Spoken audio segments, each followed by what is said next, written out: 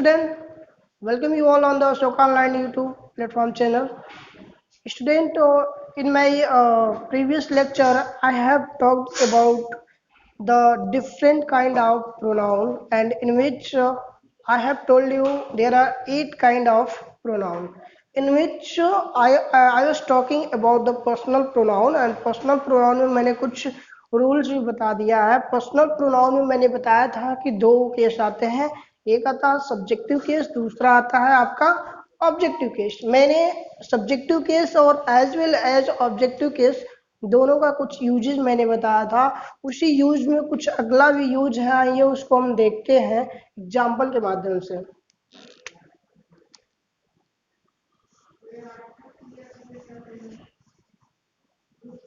Personal pronoun. तो student, मैंने बात किया था कि सब्जेक्टिव केस में कि जो सब्जेक्टिव केस में आते हैं वो स्पेशली सेंटेंस में सब्जेक्ट की तरह काम किए जाते हैं. लेकिन जब कभी भी ऑब्जेक्टिव केस की हम बात करेंगे तो ऑब्जेक्ट का प्रयोग कब होगा, तो उसके लिए मैंने रूल बताया था कि कहीं भी अगर हमारा हेल्पिंग वर्ब या मेन वर्ब के बाद कोई भी आता है प्रोनाउन, तो ध्यान दीजिएगा वहां पे जो प्रोनाउन यूज किया जाएगा वो ऑब्जेक्टिव केस में ही किया जाएगा. तो आइए देखते हैं कुछ और एग्जांपल इसी में. जैसे मैंने लिखा my father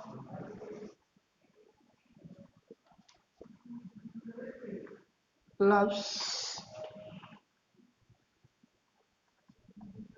I as much as she. इसी तरह से मैंने एक और एग्जांपल लिया everyone except I was not present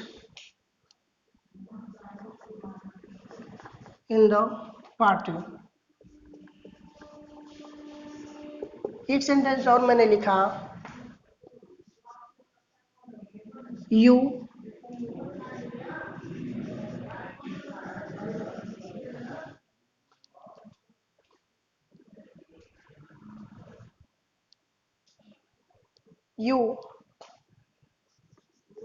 but I am going there. इसी तरह से मैंने कुछ और सेंटेंस लिखा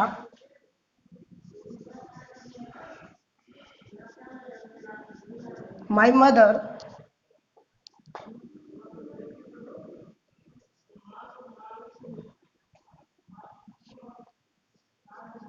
like she loves me. Okay. एक और सेंटेंस मैंने लिखा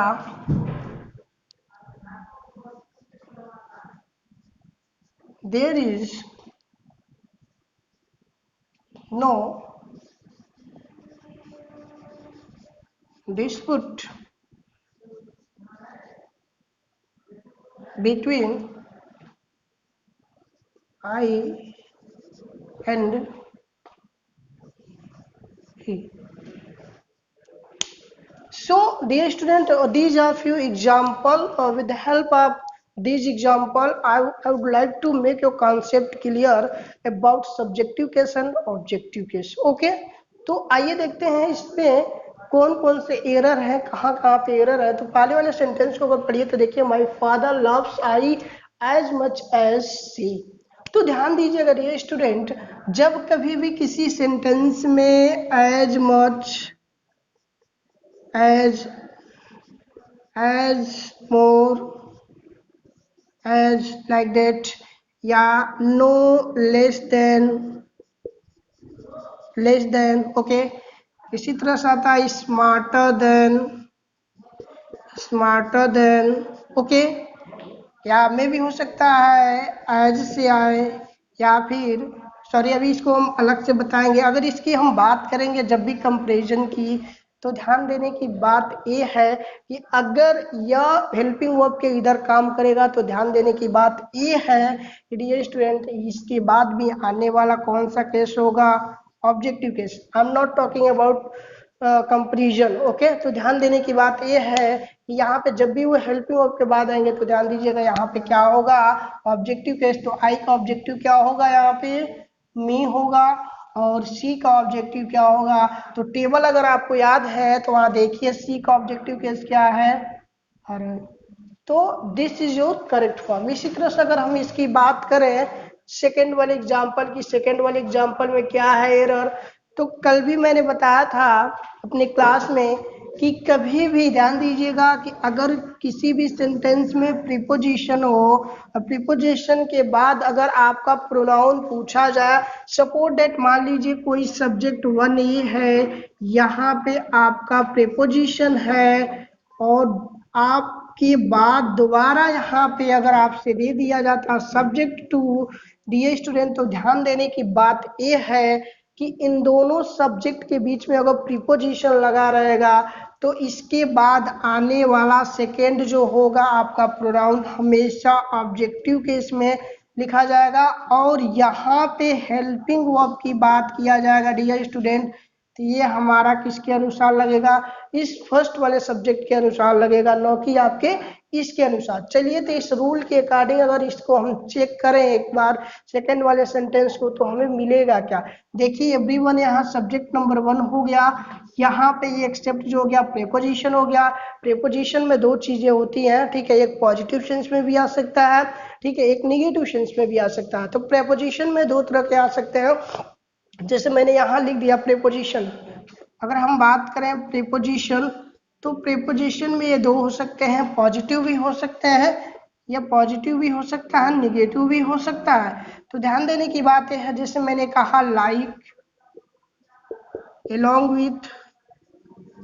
along with टुगेदर, ओके। इसी तरह से मैंने लिखा unlike, okay, except, okay, like that. इसी तरह से मैंने लिखा बट।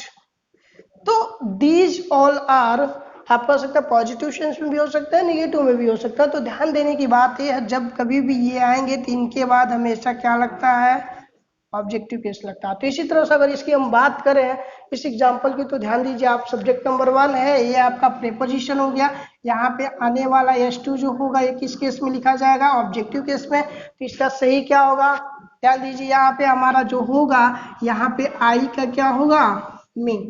तो everyone except me was present in the party. अब यहाँ वाज होगा या वर होगा, तो देखिए यहाँ पे मैं बोला हूँ जब कभी भी दो सब्जेक्ट हमारा प्रीपोजिशन से कनेक्टेड हो तो ध्यान दीजिएगा हेल्पिंग वर्ब हमेशा फर्स्ट वाले के अनुसार एवरीवन जो होता है वो सिंगुलर होता है, इसलिए क्या होगा यहाँ पे वाज होगा।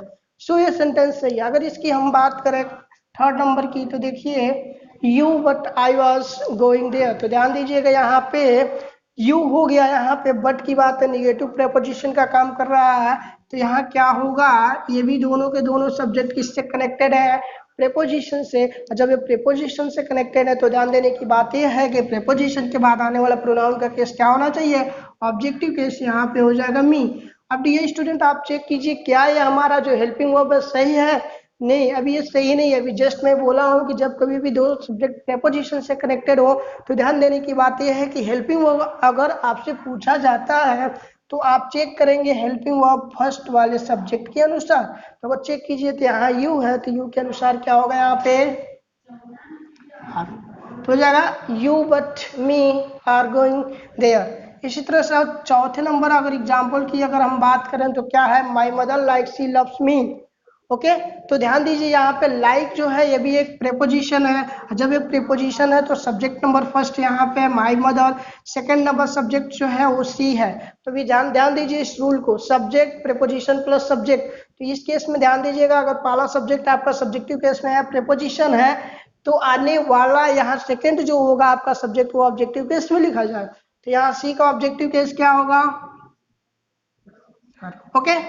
आई hope there is no doubt. Okay, now I am going to take the fifth example.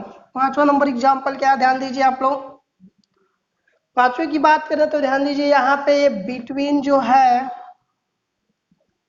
Between, between भी एक प्रेपोजिशन है। यहाँ देखिए ये दोनों की बात किया जा रहा है, ये हेल्पिंग वर्ब के तुरंत बाद आया है, तो इस कंडीशन में ये दोनों के दोनों ऑब्जेक्टिव केस में लिखे जाएंगे। तो आई का मी होगा और ही का हिम होगा। सो डियर स्टूडेंट, आप क्या करना है आप लोगों को, ध्यान दीजिएगा। इसके कुछ की पॉइंट्स हैं, मैं लिखवा देता हूँ आपका वो की पॉइंट्स क्या क्या है, और उस की पॉइंट के माध्यम से आप पता कर सकते हैं कि हमारा आने वाला जो पर्सनल प्रोनाउन होगा वो सब्जेक्टिव केस में होगा या ऑब्जेक्टिव केस में होगा। तो नीचे एक को लिख लीजिएगा की पॉइंट्स।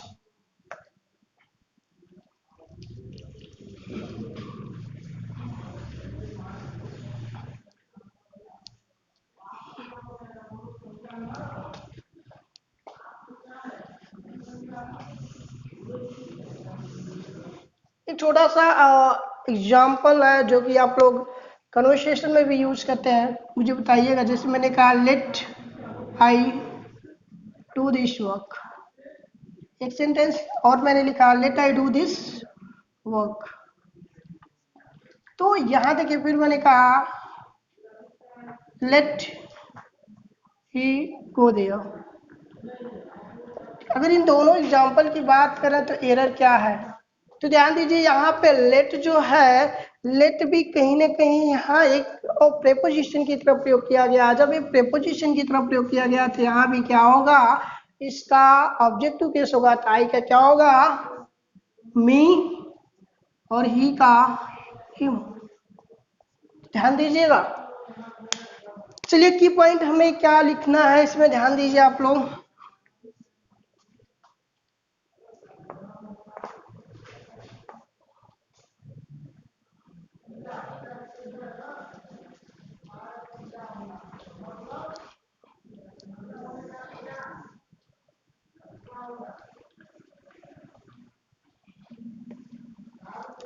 आइए देखते हैं की पॉइंट्स में हमें क्या क्या लिखना है इसमें।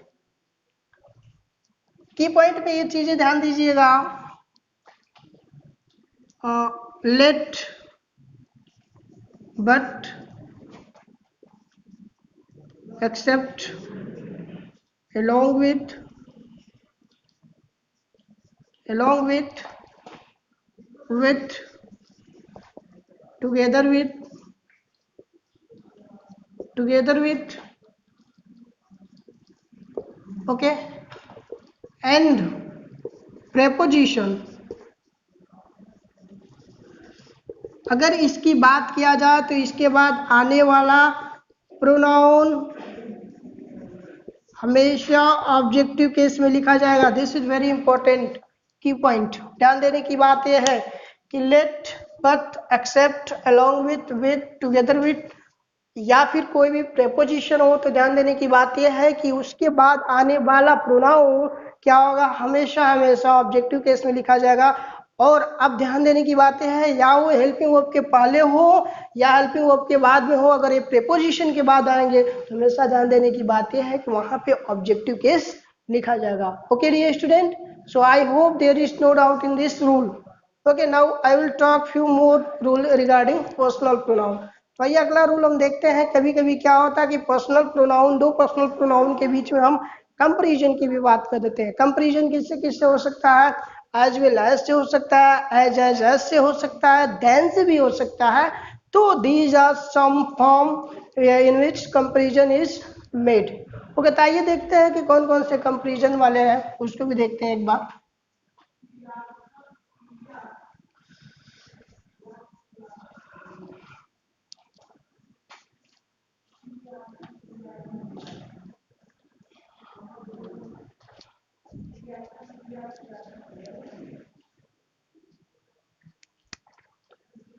देखिए अगला जो है वो एक आता है कि जब कभी भी हम दो सब्जेक्ट का कंपैरिजन एज मच एज या एज से कहते हैं या फिर देन से कहते हैं, तो ध्यान देने की बात यह है डियर स्टूडेंट, दोनों का दोनों सब्जेक्ट हमेशा सब्जेक्टिव केस में होना चाहिए, ना कि ऑब्जेक्टिव केस में। तो ध्यान दीजिए यहाँ पे मैंने कहा एज, देन या एज, ठीक है,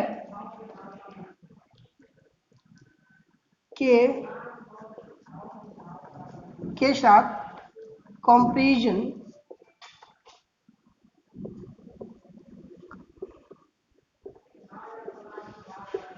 दिखाने के लिए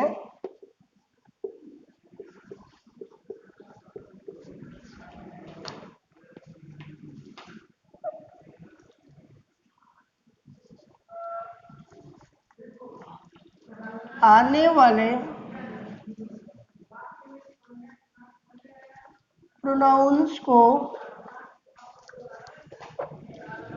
एससी में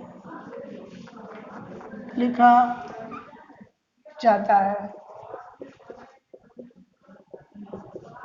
ठीक है, अब यार ध्यान दीजिएगा, अगर वो हेल्पिंग वर्ब के ठीक पहले भी आते हैं या सिर्फ वो सब्जेक्ट का कंपैरिजन किसी दूसरे से किया जा रहा है 2% पे, तो ध्यान दीजिएगा वहां पे वो सब्जेक्टिव केस में लिखा जाएगा। जैसे मैंने एक सेंटेंस लिखा कि सोहन इज स्ट्रोंगर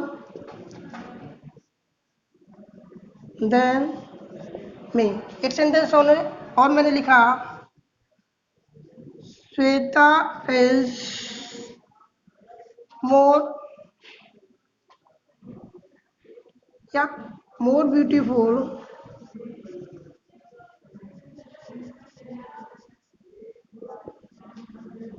देन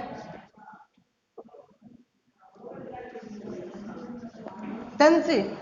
एक सेंटेंस और मैंने लिखा he runs as fast as them।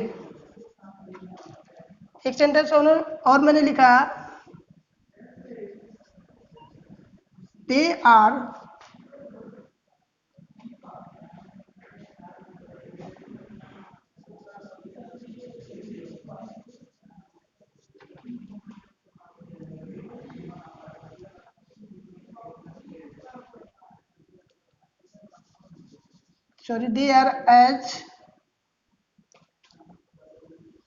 as good as I। Okay, तो ध्यान दीजिए यहाँ पे अगर हम कंपैरिजन की बात करते हैं तो यहाँ ध्यान दीजिएगा जब कभी भी कंपैरिजन हम करेंगे तो सिर्फ दो लोगों की ही बात करेंगे। ओके, तो जब हम दो लोगों की बात करेंगे तो जाहिर बात है वो सब्जेक्टिव केस में ही होंगे, ऑब्जेक्टिव में ले नहीं सकते उनको। तैयार है कि सोहन हो गया, इसका कंपैरिजन बना रहा है इसके साथ, तो यहाँ जाहिर सी बात है हम कंपैरिजन दो इक्वल लोगों के बीच में बनाते हैं। तो अगर ये हमारा एससी केस में है तो इसके बाद आने वाला ये भी क्या होना चाहिए, एससी केस में होना चाहिए। आई का क्या होगा, मी का क्या होगा, आई हो जाएगा। अब ये सेंटेंस क्या हो जाएगा, सही हो जाएगा। इसी तरह से कंपैरिजन आप देख सकते हैं यहाँ पे हम इन दोनों का कर रहे हैं। तो अगर ये हमारा जिस केस में है सब्जेक्ट के स्थान पे है तो जाहिर बात है सब्जेक्टिव केस का प्रयोग किया जाएगा। अगर इसके जगह पर कोई प्रोनाउन ला तो यहाँ पे भी आने वाला क्या होना चाहिए, सब्जेक्टिव केस ही होना चाहिए। यहाँ पे क्या है, सेंटेंस सही है। इसी तरह से मैंने यहाँ एक सेंटेंस लिखा है he runs as fast as them. यहाँ देम नहीं होगा, यहाँ क्या होगा, दे। तो दे का सब्जेक्टिव क्या होगा, सॉरी देम का सब्जेक्टिव दे होगा। इसी तरह से यहाँ सेंटेंस करें they are as good as I, यहाँ क्या होगा, सेंटेंस सही हो गया। तो इस तरीके से आप देख सकते हैं कि जब भी हम कंपैरिजन दो लोगों के बीच में हम करते हैं तो हमेशा ध्यान देने की बात है वो दोनों के दोनों सब्जेक्टिव केस में लिखे जाएंगे। लेकिन अगर इसी में अगर एक और रूल हम बात कर रहे हैं कि कंपैरिजन अगर ऑब्जेक्ट के फॉर्म में किया जाए तो ऑब्जेक्टिव केस में होगा। जैसे मैंने कहा माई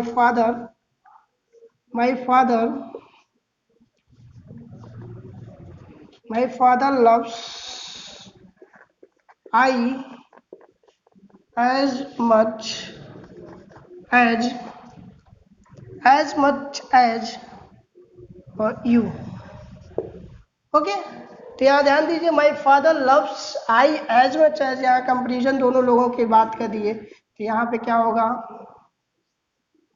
तो my father loves me as much as you. तो इस तरीके से अगर ऑब्जेक्ट में कंपेरिजन होगा, हेल्पिंग वर्ब के बाद आएगा तो ऑब्जेक्टिव केस में ही लिखा जाएगा, जो कि मैंने पहले भी डिस्कस कर चुका, तो उसको बताने की जरूरत नहीं है। इसी तरह से मैंने एक और नो लेस देन से मैंने कहा, जिसमें मैंने लिखा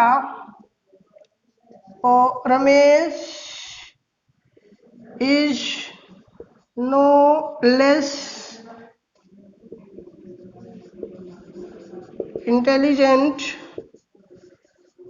देन, मैंने यहाँ ले लिया मी। तो सेंटेंस क्या है, अभी गलत है। यहाँ देख रहे हैं नो लेस की बात कर रहा है, नो लेस देन की बात करेंगे तब भी हम कंपैरिजन दो लोगों से कर रहा है। तो अगर ये हमारा सब्जेक्टिव केस में है तो ये भी क्या होना चाहिए, सब्जेक्टिव में। तो इस तरह के एरर पूछे जा सकते हैं, आपको ध्यान देने की जरूरत ये है। Okay, I hope there is no problem to anyone. तो बस आपको यही ध्यान देना है कि जब कभी भी हमारा कंपैरिजन दो लोगों के बीच में किया जाए तो हमेशा सब्जेक्टिव केस में किया जाएगा। लेकिन अगर यहाँ देखिए, यहाँ कंपैरिजन दो लोगों की बात करें लेकिन थर्ड एक प्रोनाउन आ गया, थर्ड एक नाउन आ गया, लेकिन वो मेन वर्ब के बाद अगर आते हैं दो प्रोनाउन के बीच में कंपैरिजन किया जाएगा, तो हमेशा ध्यान दीजिएगा मेन वर्ब के बाद आने वाला जो कंपैरिजन होगा वो हमेशा ऑब्जेक्टिव केस में लिखा जाएगा। I hope there is no problem to anyone. Okay, इसको आप लोग नोट कर सकते हैं।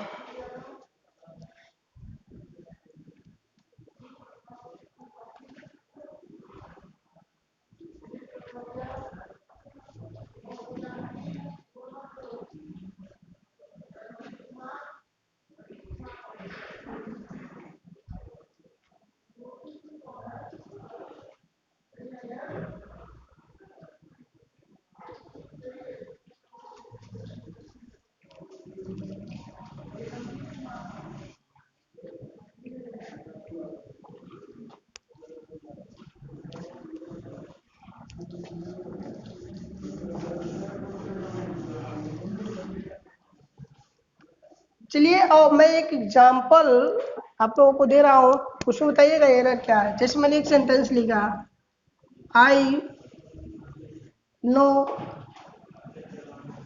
You as much as he.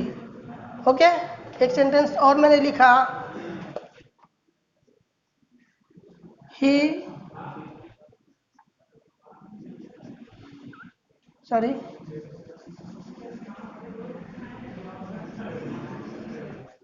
he writes as fast as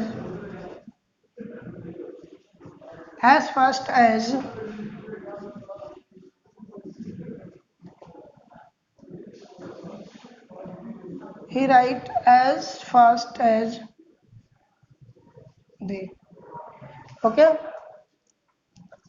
तो देखिए अगर इन दोनों एग्जाम्पल की बात करूं तो एरर क्या है, देखिए I know you as much as he. तो यहाँ ध्यान दीजिए, यहाँ एरर क्या है, तो यहाँ देखिए ये मेरा मेन वर्ब होगा, मेन वर्ब के बाद आने वाला जो भी कंपैरिजन होगा वो हमेशा ऑब्जेक्टिव केस में लिखा जाएगा। तो यू का ऑब्जेक्टिव केस यू ही होता है और ई का ऑब्जेक्टिव केस क्या होगा यहाँ पे।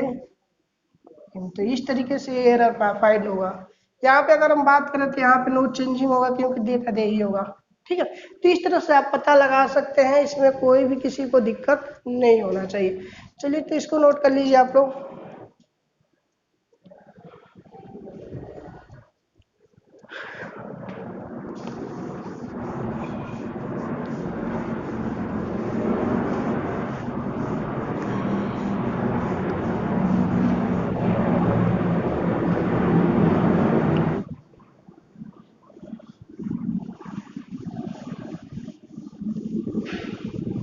तो मैंने कहा जब कभी भी कंपैरिजन एज देन या नो लेस देन या एज मच एज या एज वेल एज की बात करेंगे, ध्यान दीजिएगा, तो हमेशा ध्यान देने की बात यह है कि पहले हम चेक करेंगे कि क्या वो हेल्पिंग वर्ब के पहले प्रयोग किए गए या क्या हेल्पिंग वर्ब के बाद। अगर हेल्पिंग वर्ब के बाद प्रयोग किए गए तो दोनों को जो होंगे प्रोनाउन जिनसे कंपेयर किया जाएगा दोनों को ऑब्जेक्टिव केस में लिखिएगा।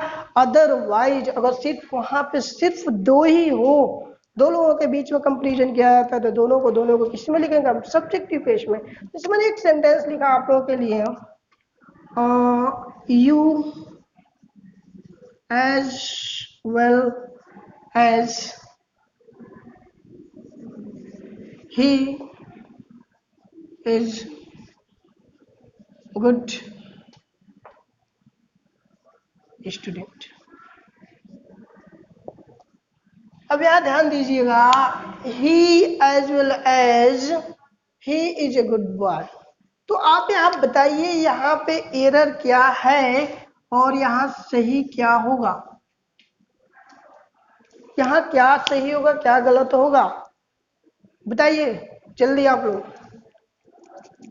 तो यहाँ पे मैं कंपेयर किया हूँ, ध्यान देने की बात यह है, अब ये कोई प्रेपोजिशन नहीं है। कंपेयर का की बात करें तो ये हमारा एससी में है, तो यहाँ भी हमारा एससी होना चाहिए, एकदम सही है।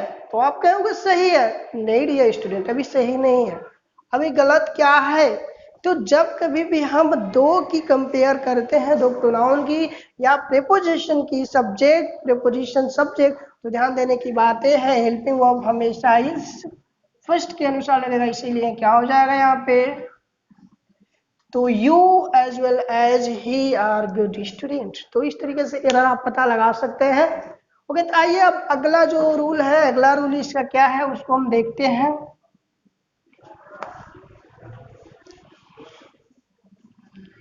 डियर स्टूडेंट, जो नेक्स्ट जो रूल है वो नेक्स्ट रूल ये कहता है कि जब कभी भी किसी सेंटेंस में अगर हमारा डमी सब्जेक्ट हो, या इसी को हम बोलते हैं इंट्रोडक्टरी सब्जेक्ट बोलते हैं, जो कि इट होता है, डमी सब्जेक्ट भी बोलते हैं इट के बाद, तो की पॉइंट्स ये है, अगर किसी भी सेंटेंस में हमारा सब्जेक्ट इट काम कर रहा है और इसके बाद अगर कोई भी हेल्पिंग वर्ब आता है, ध्यान देने की बात यह है, तो यहाँ आने वाला प्रोनाउन हमेशा ऑब्जेक्टिव केस में लिखा जाएगा।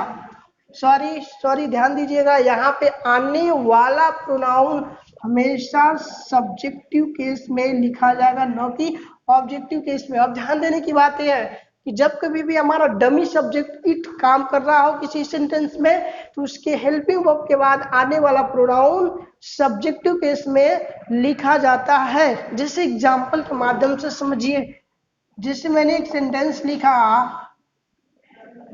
It's me who help the poor study, help the poor study. Dear student, ध्यान देने की बात यह है, ये हमारा ट्रिक्स है, अगर किसी भी सेंटेंस में इट डमी सब्जेक्ट अगर सब्जेक्ट का काम कर रहा हो तो हेल्पिंग वर्ब के बाद आने वाला प्रोनाउन सब्जेक्टिव केस में लिखा जाएगा। तो चेक कीजिए यहाँ पे, क्या यह डमी सब्जेक्ट है? जी हाँ। क्या है हेल्पिंग वर्ब है? जी हाँ। इसके बाद आने वाला प्रोनाउन का नेचर क्या होना चाहिए? Subjective case. तो मी का सब्जेक्टिव केस क्या होगा? आई। तो सही क्या होगा? It's I who help the poor study. ठीक है, इसी तरह से मैंने एक सेंटेंस और लिखा, it's he who abuse his parents। तो डियर स्टूडेंट, यहाँ ध्यान देने की बात एक और है, एक एरर आपसे और भी पूछा जा सकता है कि किसी भी सेंटेंस में अगर हमारा डमी सब्जेक्ट इट काम कर रहा हो, इसके बाद आने वाला हेल्पिंग वर्ब हो, तो इसके बाद हेल्पिंग वर्ब के बाद यूज किए जाने वाला जो प्रोनाउन होगा वो सब्जेक्टिव केस में तो लिखा जाएगा। लेकिन ये स्टूडेंट आई टेल यू कि इसमें अगर आपसे हम पूछे कि बताइए आप लोग कि इसमें ये जो हेल्पिंग वर्ब होगा हूं के बाद आने वाला किसके अनुसार लगेगा, तो ये चीजें आप लोग कैसे डिसाइड करेंगे? तो ध्यान दीजिएगा, यहाँ पे आने वाला हेल्पिंग वर्ब इस सब्जेक्ट के अनुसार लगेगा। तो ही हमारा सिंगुलर है, तो इसीलिए यहाँ क्या होगा? अब्यूजेज। अब ये सेंटेंस क्या हो जाएगा? सही हो जाएगा। तो इट्स, लोग बोलते हैं इट्स मी नॉट, रॉन्ग होता है, इट्स मी नहीं, इट्स आई। क्या होता है? It's I.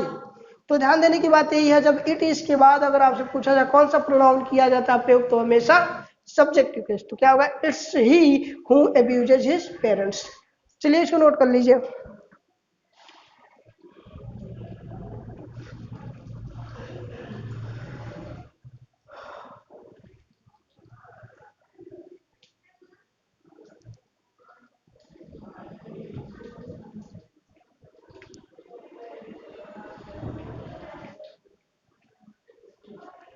चलिए एक सेंटेंस थोड़ा इम्प्रूव करके दिखाइएगा।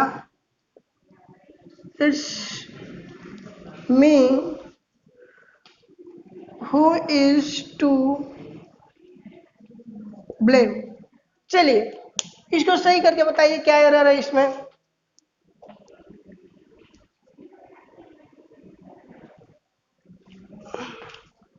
तो ध्यान दीजिए डियर स्टूडेंट, अगर इसकी बात करें तो यहाँ ध्यान दीजिए, अभी डमी सब्जेक्ट के बाद हेल्पिंग वर्ब तो आने वाला यहाँ पे प्रोनाउन सब्जेक्टिव केस में तो आमी का क्या होगा, आई होगा। लेकिन यहाँ पे ध्यान दीजिए हेल्पिंग वर्ब क्या है, गलत है ना। हेल्पिंग वर्ब अब इसके अनुसार लगेगा आई के अनुसार, तो आई के अनुसार यहाँ क्या होगा। तो इस तरीके से सेंटेंस क्या हुआ, it's I who am to blame.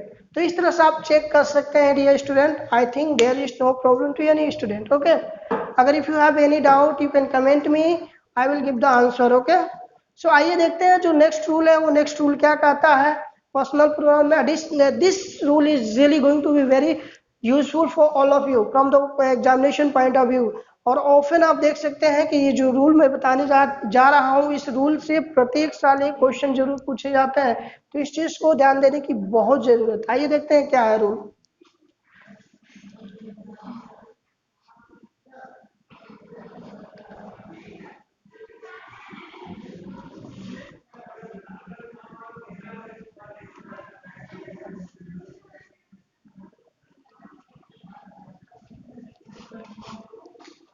Dear student, जो रूल है वो रूल नंबर फर्स्ट क्या कहता है, ध्यान देने की बात ये है। ठीक है, रूल ये कहता है कि जब कभी भी किसी सेंटेंस में दो सेकंड पर्सन, फर्स्ट पर्सन या थर्ड पर्सन, या कभी भी दो ही पर्सन है, ठीक है, तो उस कंडीशन में हम हेल्पिंग वर्ब कैसे लेंगे, क्या उसका अरेंजमेंट का ट्रिक्स क्या है, उसको हम बताने जा रहे हैं। तो अगला जो रूल है वो रूल ये कहता है कि किसी भी सेंटेंस में फर्स्ट पर्सन, सेकेंड पर्सन और थर्ड पर्सन तीनों का प्रयोग किया गया हो डियर स्टूडेंट, तो आपको ध्यान देने की बात ये है कि उन तीनों जो है सब्जेक्ट को कैसे हम अरेंज करेंगे, फर्स्ट पर्सन, सेकेंड पर्सन और थर्ड पर्सन को कैसे हम अरेंज करेंगे। तो उसका ट्रिक्स ये है कि किसी भी सेंटेंस में अगर आपका फर्स्ट पर्सन हो, सेकेंड पर्सन हो और थर्ड पर्सन है, तो अरेंजमेंट ऑफ, देखिए तो ऐसे मैंने लिखा, if there is if there is use of first person, second person and third person, then arrangement of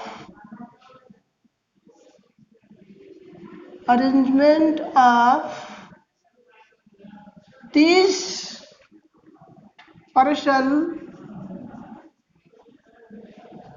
person should be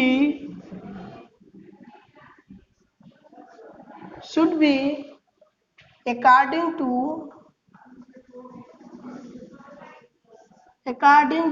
2-3-1 rule. This is very important dear student, आपको ध्यान देने की जरूरत यह है कि किसी भी सेंटेंस में अगर फर्स्ट पर्सन, सेकेंड पर्सन और थर्ड पर्सन तीनों का प्रयोग किया गया हो, तो ध्यान देने की बात यह है जब कभी भी उस सेंटेंस में अरेंजमेंट की हम बात करेंगे तो वो अरेंजमेंट पर्सन का किसके अनुसार होगा, 231 रूल के तहत होगा। मतलब व्हाट एग्जैक्टली 231 मीन, 231 मीन्स का मतलब ये हुआ कि सबसे पहले सेकंड पर्सन आएगा, फिर थर्ड पर्सन आएगा, उसके बाद फर्स्ट पर्सन होगा। जिसे ध्यान दीजिएगा, अगर ध्यान दीजिएगा और सेंटेंस में अगर पॉजिटिव सेंस हो तब ये 231 की बात करेगा। एक कंडीशन और है, जिसे मैंने लिखा in positive sense,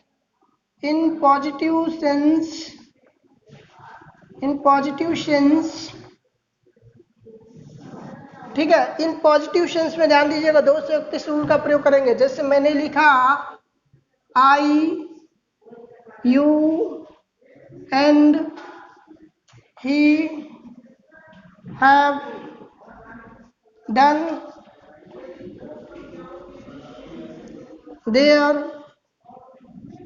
work. Dear student, अब ध्यान देने की बात यह है कि देखिए यहाँ पे जो कार्य हो रहा है वो पॉजिटिव सेंस में हो रहा है, कोई नकारात्मक कार्य नहीं हो रहा। तो जब कभी भी हम पॉजिटिव सेंस की बात करते हैं और तीन आपका इसमें प्रश्न दिया गया हो, फर्स्ट, सेकंड और थर्ड, तो ध्यान देने की बात यह है कि ये सेंटेंस अभी इनकरेक्ट है, तो इसको सही कैसे करेंगे। तो ध्यान दीजिए, यहाँ पे सही करने का तरीका, सबसे पहले हम 221 रूल को फॉलो करेंगे। तो 200 अकॉर्डिंग टू 231 रूल क्या होगा, सबसे पहले हमारा यू आएगा, तो यू को हम लिखेंगे। इसके बाद हमारा क्या है, 3 है, तो क्या लिखेंगे, थर्ड में क्या हो गया, ही हो गया। ये देखिए ये फर्स्ट पर्सन है, अगर जिनको नहीं पता है ये सेकंड पर्सन है, और ये क्या है, थर्ड पर्सन। मैं पहले भी बता चुका हूँ फर्स्ट सेकंड थर्ड पर्सन के बारे में। तो सबसे पहले मैंने सेकंड पर्सन लिखा, उसके बाद थर्ड पर्सन लिखा, अब इसके बाद क्या आएगा, फर्स्ट पर्सन। तो this is correct form of arrangement of this persons. Okay, तो यू, ही एंड आई। अब यहाँ क्या होगा, हैव डन। डियर स्टूडेंट, ध्यान देने की बात है ये है कि यहाँ पे जो ये देयर है, देयर एक पी है, पॉजेसिव एडजेक्टिव। अगर कल आप लोग आए होंगे तो मैंने एक चीज बताया था कि कभी भी पॉजेसिव एडजेक्टिव का प्रयोग सिंगल नहीं किया जा सकता है, it will always come with a noun, at least one noun. ठीक है, तो यहाँ देखिए यहाँ नाउन है वर्क, जी हाँ। अब यहाँ पे देयर का प्रयोग क्यों नहीं करेंगे, तो ध्यान दीजिएगा डियर स्टूडेंट कि ये जो देयर होता है ये किसका पॉजेसिव एडजेक्टिव है। तो अगर आप टेबल को याद कीजिए तो देखिए वहां पे दे जो है वो थर्ड पर्सन है, और थर्ड पर्सन में दे का पीए क्या होता है, देयर होता है। तो यहाँ तो सब्जेक्ट हमारा दे नहीं है ना, तो जब यहाँ दे नहीं है तो हम देयर का प्रयोग हम नहीं कर सकते। Dear student, you need to remember, this is very important case. Okay, तो आइए हम बताते हैं, अगर यहाँ पे देयर का प्रयोग नहीं होगा तो होगा क्या एक्चुअली। देखिए अगर हम बात करें you, he and I, dear student practical में समझिए। देखिए हम याद क्यों करेंगे यार, एक्चुअली हमें याद करने की जरूरत क्या है, नहीं, समझने की जरूरत है। अब यहाँ पे अगर मैं आपसे पूछूं यू, ही एंड आई, तो आप खुद बताइए ना, इन तीनों को कलेक्टिवली हम क्या कर सकते हैं। अगर सपोर्ट एक मान लीजिए मैंने कहा हम लोग, तो हम लोग में कौन आएगा, एक मैं भी हो सकता बोल रहा हूं, तो मैं स्पीकर हो गया, दो लोग सुन रहे हैं, बात समझ पा रहे हो ना।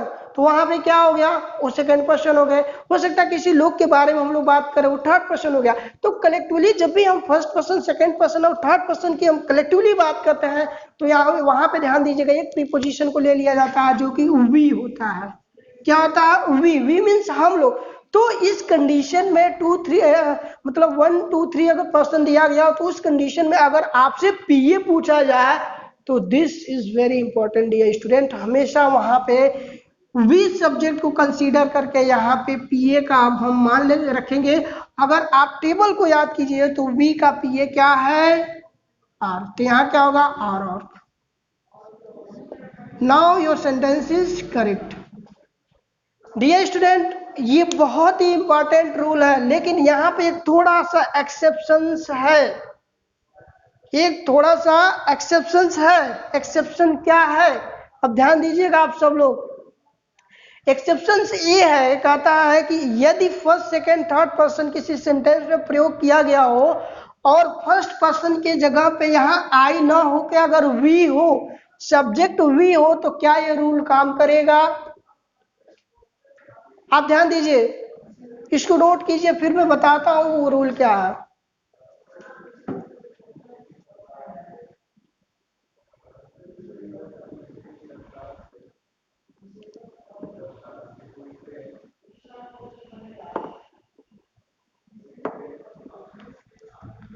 देखिए स्टूडेंट, तो मैंने क्या बोला है, इसी में एक कॉन्ट्राडिक्शन मैंने बता दिया। कॉन्ट्राडिक्शन क्या है कि यदि मान लीजिए किसी भी सेंटेंस में मैंने क्या बोला कि अगर फर्स्ट, सेकंड, थर्ड पर्सन दिया गया हो तो उस कंडीशन में 231 रूल को हम फॉलो करेंगे, जी हाँ फॉलो करेंगे। लेकिन अगर फर्स्ट पर्सन की जगह पे, जैसे मैंने यहाँ आई लिया, अगर इसके जगह पे अगर मैं वी ले लूं तो क्या ये सेंटेंस सही होगा कि गलत होगा। तो ध्यान दीजिएगा सेंटेंस गलत हो जाएगा। जैसे मैंने यहाँ लिखा इसी सेंटेंस को, यू, ही एंड वी, ठीक है, should now get down to work. अभी ये सेंटेंस डियर स्टूडेंट गलत हो गया। अब ये सेंटेंस गलत कैसे हो गया? आप कहोगे यहाँ सेकेंड पर्सन है, यहाँ थर्ड पर्सन है, यहाँ फर्स्ट पर्सन है। सर सही तो है, फिर गलत क्या है? जी हाँ गलत है। अभी कैसे गलत है? तो ध्यान देने की जरूरत ये है कि अब यहाँ पे अगर ये चीजें क्या हो गया, अगर वी आ गया तो अब ये रूल रिवर्स हो जाएगा। और यहाँ पे जो रूल रिवर्स होगा वो कैसे होगा? 123 रूल फॉलो होगा। यहाँ पे क्या होगा? 1 2 3 रूल फॉलो होगा। डियर स्टूडेंट आपको ध्यान देने की जरूरत यह है, जब 1 2 3 रूल फॉलो होगा तो ध्यान दीजिएगा यहाँ पे क्या हो जाएगा? वी, उसके बाद second person you and he should now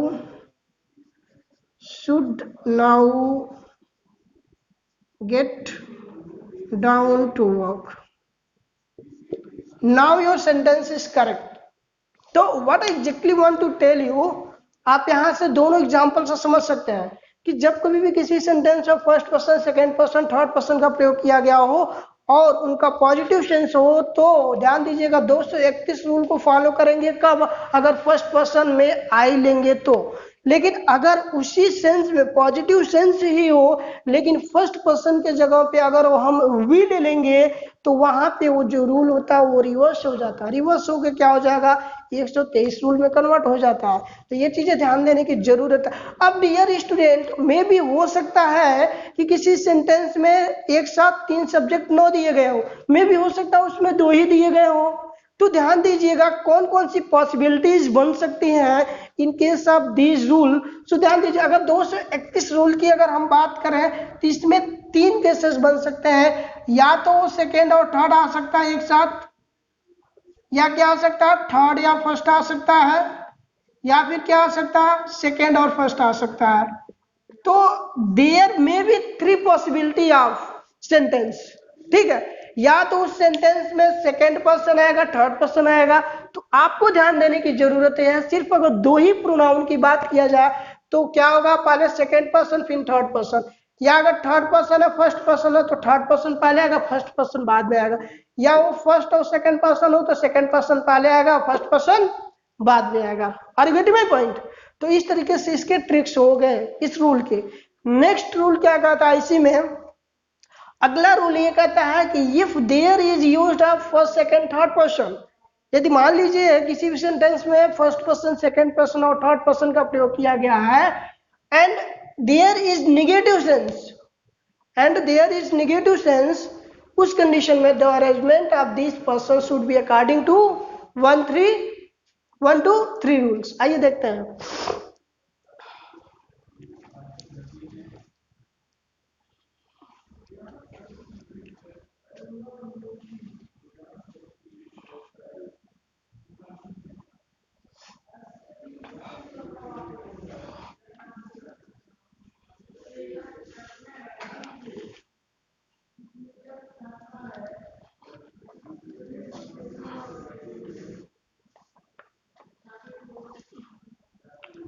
तो डियर स्टूडेंट मैंने क्या बोला अभी को कि यदि किसी भी सेंटेंस में फर्स्ट पर्सन, सेकेंड पर्सन और थर्ड पर्सन का प्रयोग दिया गया हो यहाँ पे and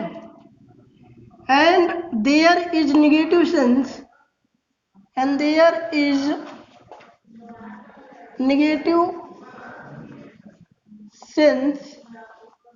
comma the arrangement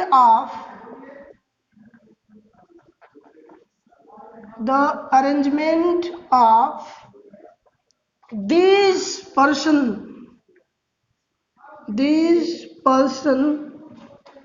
the arrangement of these persons should be according to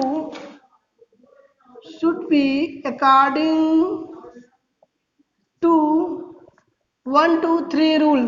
तो ध्यान दीजिए यहाँ पे कि अगर किसी भी सेंटेंस में फर्स्ट पर्सन, सेकेंड पर्सन और थर्ड पर्सन दिया गया हो और उस सेंटेंस में नकारात्मक अगर सेंस दिखाई देती है, दैट मीन्स अगर वो तीनों पर्सन किसी गलत काम को करने जा रहे हैं या कोई वो क्रिमिनल ऑफेंस भी हो सकता है, ऐसे करने जा रहे हैं, तो उस कंडीशन में ध्यान देने की जरूरत है डियर स्टूडेंट कि वहां पे जो अरेंजमेंट होगा पर्सन का वो 123 रूल के तहत होगा। आइए एग्जाम्पल के माध्यम से हम समझते हैं। जैसे मैंने सेंटेंस लिया, यू, आई एंड ही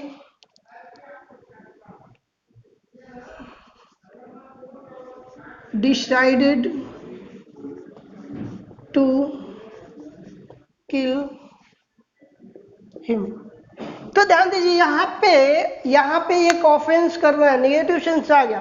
तो जब ये निगेटिव सेंस आ गया तो ध्यान देने की जरूरत है, यहाँ पे अब कौन सा रूल फॉलो होगा, 123 रूल था। ये 123 रूल को देखते हैं। तो सबसे पहले क्या होगा, first I, you and third में क्या होगा, ही।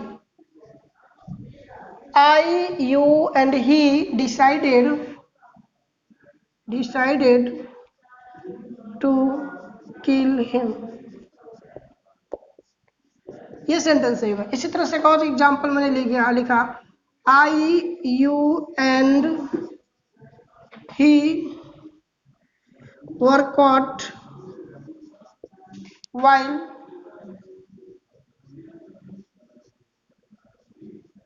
stealing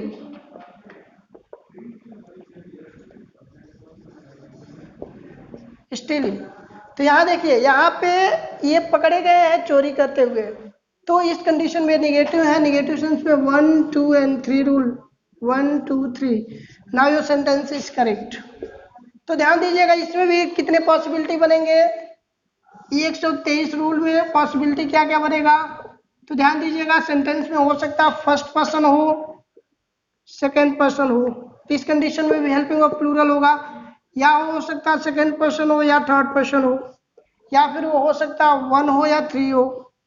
तो यहाँ भी कितनी पॉसिबिलिटीज बनेंगी, 3 पॉसिबिलिटी बन सकती है। या हो सकता है कि उसमें तीनों दिया गया हो, फर्स्ट सेकंड थर्ड भी दिया गया हो सकता है उसमें फर्स्ट और सेकंड दिया गया हो सकता है सेंटेंस में सेकंड और थर्ड दिया गया हो सकता है सेंटेंस में फर्स्ट और थर्ड दिया गया हो। इन सभी के केस में आने वाला प्लूरल फॉर्म हेल्पिंग होगा, ध्यान दीजिएगा, और प्लूरल हेल्पिंग वर्ब का प्रयोग किया जाएगा। Okay, so this is all about your personal pronoun. Now I will talk another pronoun, that is your possessive pronoun.